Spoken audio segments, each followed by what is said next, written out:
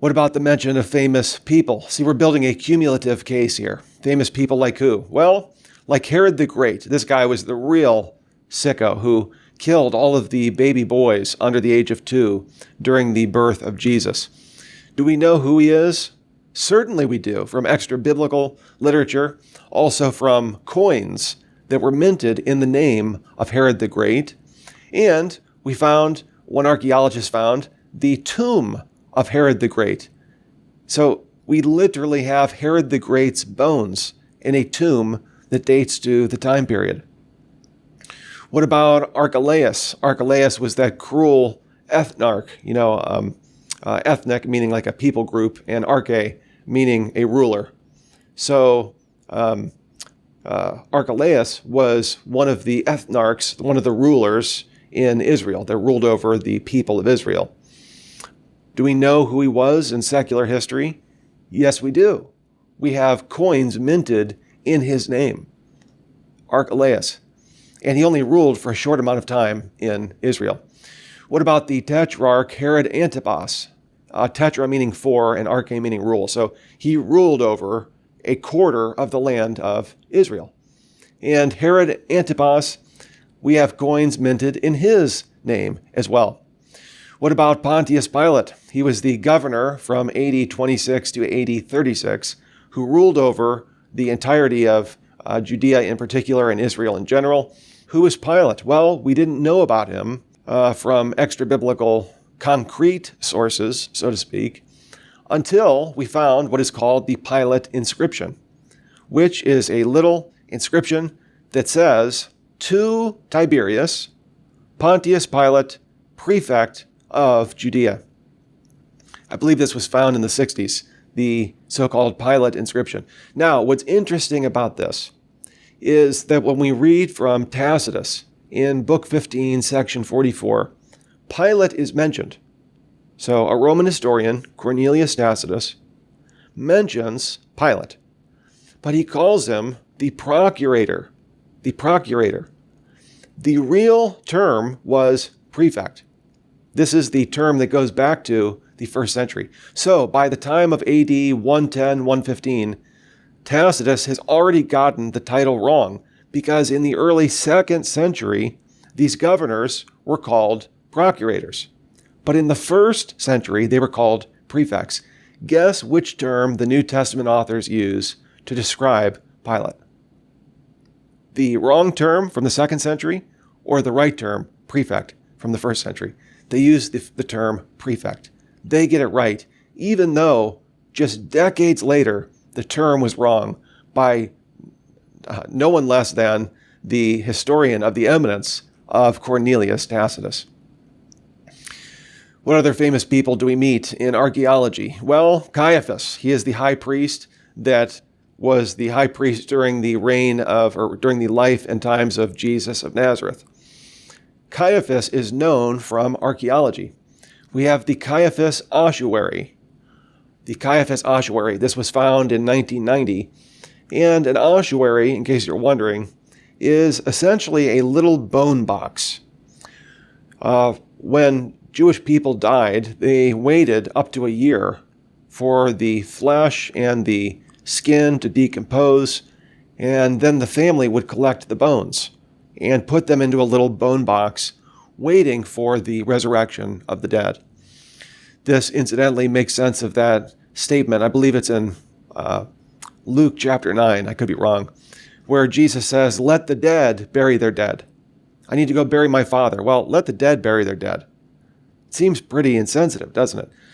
Well, if the man meant, Jesus, I need to wait a year for the flesh to decompose so I can pull out the bones and put them into the ossuary, Jesus was saying, you can't wait a year. If you want to follow me now. You got to drop your fishing nets. You need to drop whatever's in your hand. You need to come and follow me right now. Now is the time. Well, I digress. The Caiaphas ossuary, as I said, discovered in 1990, says in the inscription, Joseph, the son of Caiaphas, and this dates somewhere between AD 43 and AD 70. So this would be the right time period for Caiaphas, the high priest. This is an incredibly ornate and beautiful ossuary which would fit with the historical Caiaphas. And within this ossuary, there are 6 skeletons. The Jewish people would bury their loved ones in the same ossuary, especially if there was room. You'd put them in the same bone box. And one of the skeletons is dated to be 60 years of age when he died. Of course, Caiaphas lived from about 14 BC to AD 46, or about 60 years of age. So we have the actual bones of Caiaphas, the high priest, who is in the Gospels and who was the one who indicted Jesus for blasphemy. And now we have what is referred to as the ossuary of James, the half-brother of Jesus. Now, this one admittedly is controversial. This is controversial, but I'll give you my view on it. The James ossuary, on the side of it, the ossuary states this: James, son of Joseph, brother of Jesus. Now, this has come under incredible scrutiny. But let me just say, just because it's come under scrutiny, that doesn't mean that we should therefore throw it out. In 2002, an antiquities dealer discovered the James ossuary, this bone box. And immediately after he found this, antiquities dealers are known for trying to make a dollar. And if it doesn't come from an archaeological site, people wonder, how did an antiquities dealer get his or her hands on something as famous as the burial materials of James, the half-brother of Jesus? So immediately, the authorities rushed in and said, this is a hoax. And the Israeli government confiscated this ossuary from the Royal Ontario Museum in Toronto because they said, we're going to take this antiquities dealer to court. This shouldn't be in any kind of a museum when it's a fake. This led to an 8-year trial over the James ossuary from 2002 to 2010. But eventually, the charges were dropped. The case went in favor of those who were saying that this was authentic. Now, to be clear, I should hasten to add, the trial was saying, is this a hoax? And the defendants were found not guilty. So is this a hoax? They could not prove beyond a reasonable doubt that this was a hoax. Now, that doesn't mean that it is therefore authentic. It just means that it wasn't a hoax that was perpetrated.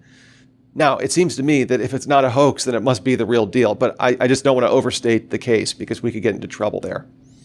What is the evidence? Well, in this court trial that lasted for 8 years, Holden and Geisler note that the case concluded in March of 2010 after 116 hearings involving 138 witnesses, 52 expert witnesses, over 400 exhibits, and more than 12,000 pages of court transcripts.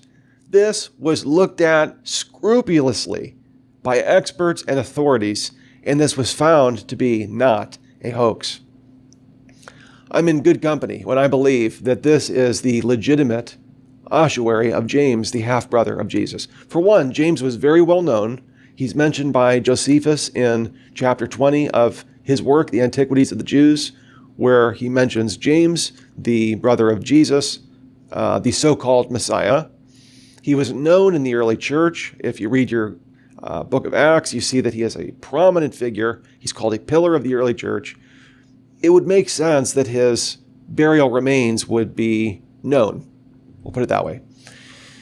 That being the case, scholars like Ben Witherington III, Craig Evans, and even the entire Israeli authority, the IAA, who was put forward as a committee to look into this, many of the people on the IAA said that this is the actual ossuary of James.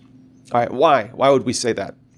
For one, it contains ancient residue, which is referred to as patina. Patina. What is patina? Patina. Patina is part of the oxidation process on either metals or on stone. And it's kind of an organic film that goes on the outside of metal or stone. For example, the Statue of Liberty when it was originally given as a gift from the French, that was not the color green. The metals that it was made out of later turned green because of green patina, this organic film that covered the Statue of Liberty. Well, this patina that was on the James ossuary, this isn't the color green. That's only for metals, but this is stone. But there's this organic film that is on both the outside of the ossuary and the inside. That being the case, Wolfgang Grumbine, who is, and I'm not exaggerating here, the world's leading expert on patina. That is his subject matter. He's written 12 books on the subject of patina. He's published 400 peer-reviewed journal articles. He was called in as an authority and an expert witness on the patina around the ossuary. Just to summarize his journal article, he says, with quote, certainty, the patina was at least 50 to 100 years old. So this couldn't have been something that was created and then foisted on the public in 2002. The patina on the outside was, quote, identical with the microscopic traces inside the inscription. Remember the inscription on the outside of the ossuary? James, the son of Joseph, the brother of Jesus. So the same organic material that was on the outside was engraved in the little crevices of that inscription. That was the same organic material that was created. So, at the very least, this was carved into this ancient stone, and the organic growth grew at least 50 to 100 years before it went public in 2002. So, what hoaxer, what con man would create this and then let it sit for a century before bringing it to the public? Furthermore, he says that the patina on the outside, quote, is no less authentic than the patina covering the other parts of the ossuary.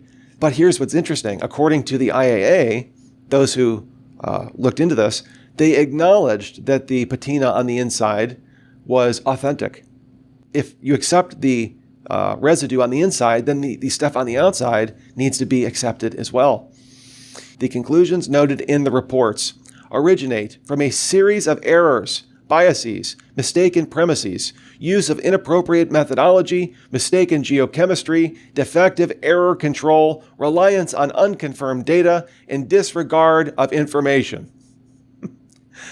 But beyond that, the IAA did a bang-up job on their research of the James ossuary. So Grumbine is saying the work that was done on this was abysmal. And according to his expert opinion, as the world's leading expert, this thing is authentic. And just to be clear, he doesn't believe that this organic residue is 50 to 100 years old. He believes that this goes back millennia. So too, the craftsmanship of this ossuary fits with the first century. This is something that fits the way that these were made in that time and day. The writing, according to André Lemaire, who is an expert in epigraphy meaning ancient writing, ancient script, he says this goes back to the first century as well. And finally, one statistician said that the combination of names and titles, James, the son of Joseph, the brother of Jesus, he ran this through an algorithm, and he found that of all of the names and the familial relationships, to fit all of those different names and familial titles, statistically, only 1.71 people in all of first century Israel could fit that description. What does that mean? That means that the percentage is that really this must be James. This must be the man described in our New Testament. 1.71 people could fit that description. So maybe 1 or 1 3/4 of a person could fit the description here. Finally, Ben Witherington III said that whoever wrote this ossuary and inscribed this for James posthumously wouldn't have added his brother Jesus unless he believed in the resurrection. According to Witherington, this was an honor-shame culture. So if you died just the ignominious death, the shameful death of crucifixion, you would never add that person's name onto the burial unless you believed that something, how should I put this? Something incredibly validating happened to that person that made it the case that their shameful death wasn't shameful. Something like the resurrection of Christ.